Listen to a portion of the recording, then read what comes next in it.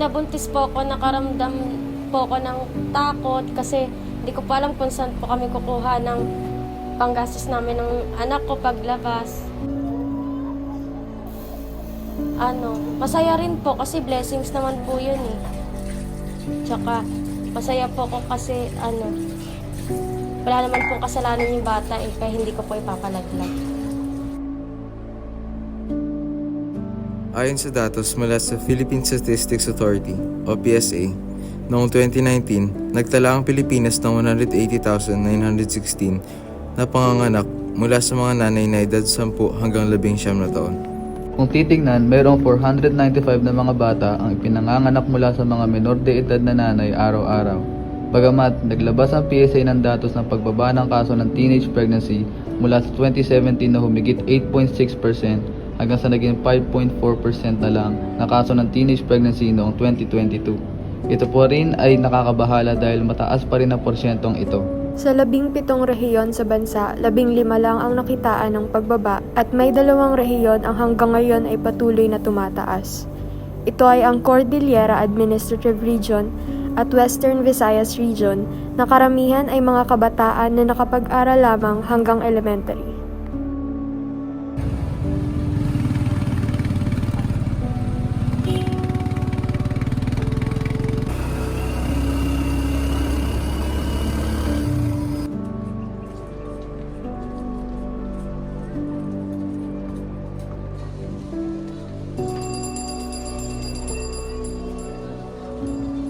Ako po si May, na 23 years old, nakatira sa Barangay North, Taguig City.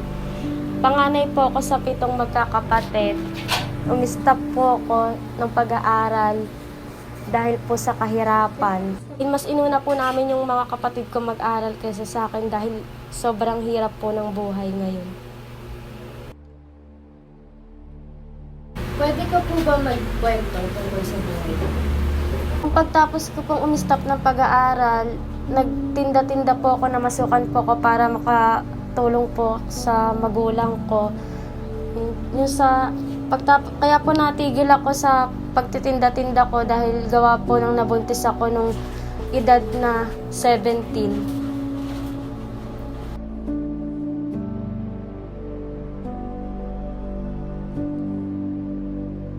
Maaari po ba naming malaman kung ang inyong pagbubuntis ay planado o hindi? Hindi po. Kailan mo unang napagtanto na buntis ka at ano ang naramdaman mo? Nung lagi pong mainit yung ulo ko, tsaka nung hindi na po ako dinatnan. Naisipan mo ba na ipalaglag o ipaampo ng bata? Hindi po, kasi hindi naman po ako nagsisisi na nabuntis ako kasi po blessings naman po yun galing kay Lord eh.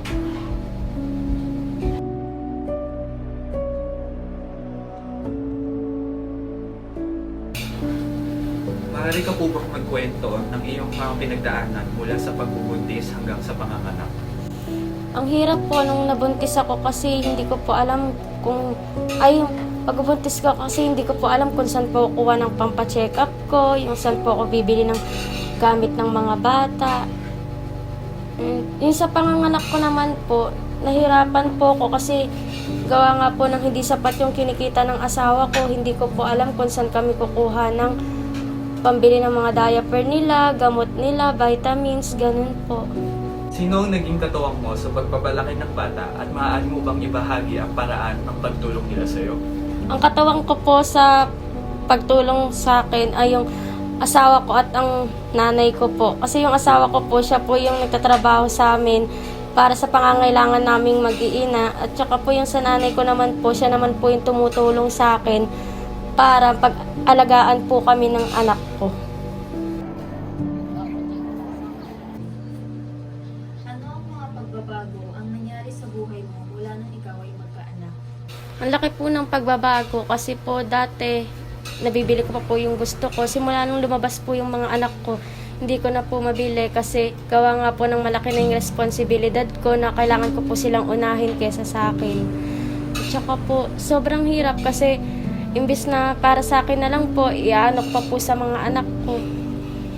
Ano ang iyong napagtanto at natutunan sa mga naranasan mo? Ayun, wag po masyadong padalos-dalos agad, kailangan po laging planado. Kasi sa buhay po ngayon sobrang hirap. Kaya kailangan po ngayon planado na lahat.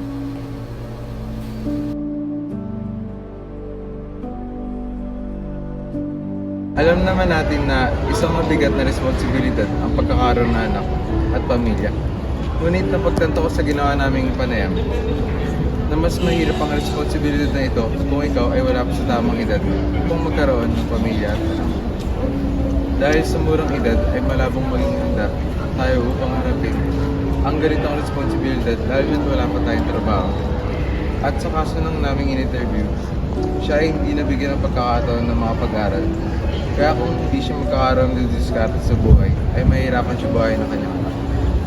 Gaya nga ng sabi ni Alexis, natutunan namin ang hirap ng isang babae na nanganak na maaga at kung paano nalampasan ang mga hamon na kanyang kinaharap. Ang pagkakaroon ng anak sa maagang edad ay maaaring magkaroon ng malaking epekto sa kalusugan ng isipan. Ito rin ay makakaapekto sa kalagayan ng kanilang pamilya, maaaring magkaroon ng mga away at pagtatalo. Sa interview na aming ginawa, na aking napagtanto na may epekto ang paligid sa desisyon ng isang tao. Sa kaso ng aming in-interview, dahil siya ay kulang sa edukasyon at ito ang nakagisnan niyang sistema ng buhay, siguro ay para sa kanya ito ay normal na lamang dahil ito ang nakikita niyang nangyayari sa kanyang paligid.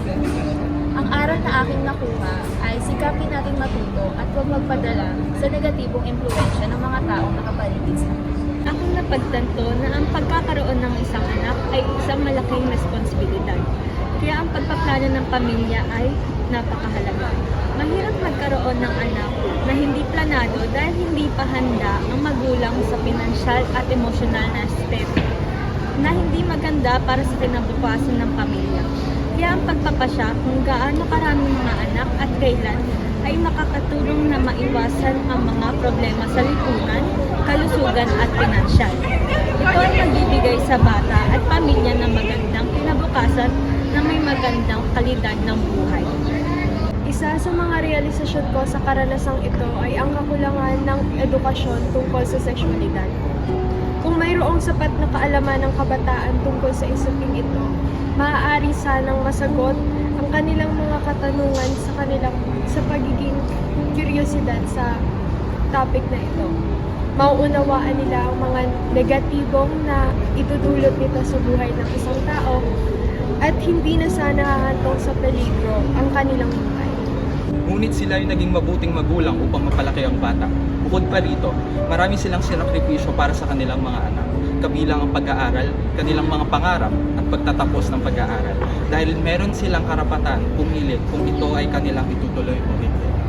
Maging isang paalala sana sa atin na mahalaga ang pag-unawa at pagsuporta sa mga kabataang naglalakbay sa ganitong kahirapan.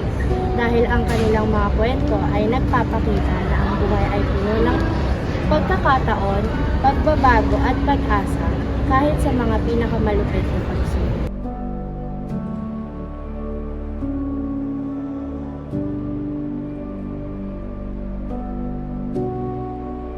Bilang healthcare professional po, ano ang tamang edad ng katawan sa pagbubuntis?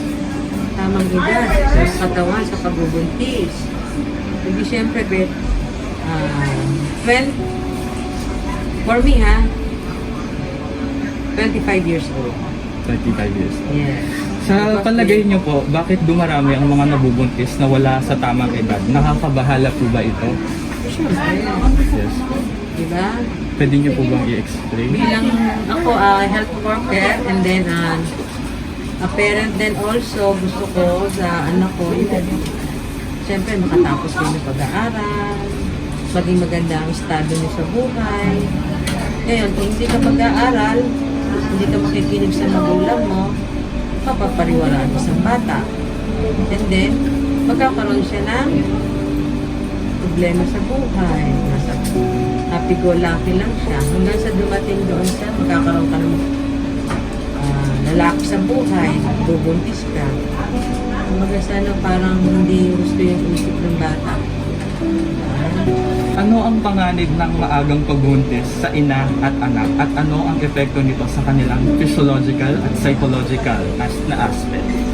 Kasi ang batang nagbubuntis, sila ay high risk. Una, kumbaga sana, hindi pa mature yung kanilang bahay bata. Oh, ang pag maaga ka nagbuntis, ang tinatawag is, may kasabihan na, yung isang paa mo ay nasa bukay. Kumbaga sana malalim na kataga. Pero maganda ang ibig sabihin. Hindi pa hinog. Kumbaga sana, ito yung manggang ilaw, ito yung manggang hinog, yung batang nabuntis na maaga, hilaw pa. Hindi pa ganun hinog yung kanyang bahay bata. Siyempre, hindi pa rin mature yung kanyang katawan para magkaroon siya ng maagang pagbubuntis. Ang nanay, maaga na naman sila kasi